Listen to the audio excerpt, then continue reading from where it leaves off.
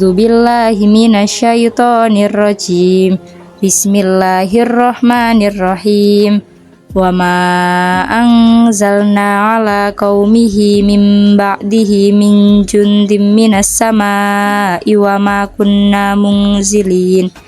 In kanat illa sayhatan wahidatan fa idahum khamidun. Ya hasratan 'alal 'ibad ma ya'tihim mir rasulin illa kanu bihi yastahzi'un. Shadaqallahul azim. Bismillahirrahmanirrahim. Wa ma anzalna lan ora nurunake sapa ingsun ala qaumihi ing atase kaum Hubeb min ba'dihi saking sakwise wafate Hubeb min juntin ing wadya bala minas samai saking langit. Wa ma kunna lan ora ana ingsun munzilina iku bakal nurunake wadya bala. Ingkanat ora ana kaum Intokiyah illa sayhatan kejaba namung petak wahidatan kang sepisan. Faida mongko tekolone petake sepisan mau hum utawi kaum Intokiyah khamiduna iku padha mati kabeh. Ya hasratan atoh tuna banget alal ibadi ing ngatasi para kawula mayatihim ora nekani ing kaum Intokiyah min rasulin sapa utusan illa kanu angin ono sapa kaum Intokiyah bihi ing utusan yastahziuna iku padha geguyu sapa kaum Intokiyah.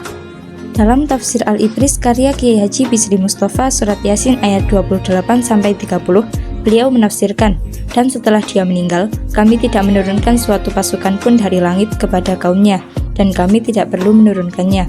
Tidak ada siksaan terhadap mereka melainkan dengan satu teriakan saja, maka seketika itu mereka mati. Quran Surat Yasin ayat 28-29. Dua ayat di atas membicarakan nasib kaum yang telah mendustakan ajaran Rasul dan membunuh seorang lelaki mukmin bernama Habib An-Najr.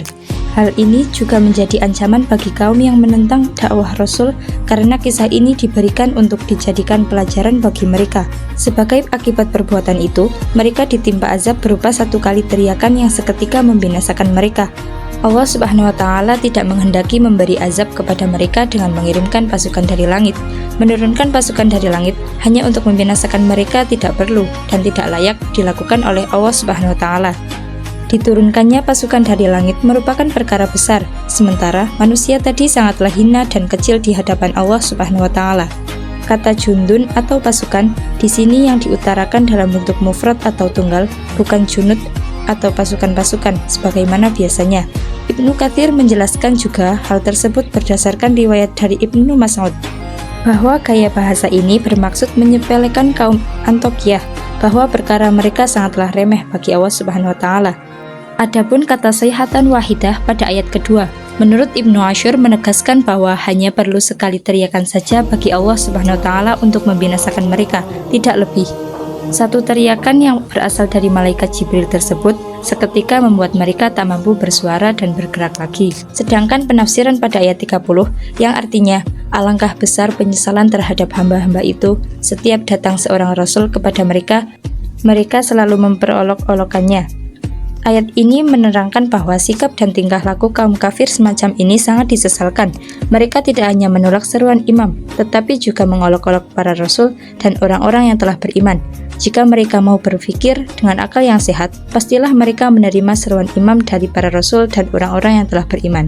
Jadi, semua yang kita perbuat tentunya akan diberi balasan oleh Allah, entah azab yang akan menimpa kita, ataupun kenikmatan yang diberi oleh Allah, sesuai dengan perbuatan kita. Kita juga harus menuruti semua perintah Allah, meskipun melalui utusan, kita harus meyakini bahwa merekalah utusan Allah, dan tentunya kita tidak boleh mengolok-olok mereka.